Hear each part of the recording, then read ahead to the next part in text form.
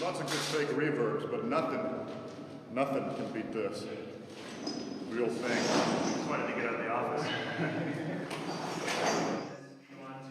What do you want to do? Well, I want to hear it from wherever, just what it's like. If you want to just, we've got a sequence of cave troll voices that Peter has listened to and likes.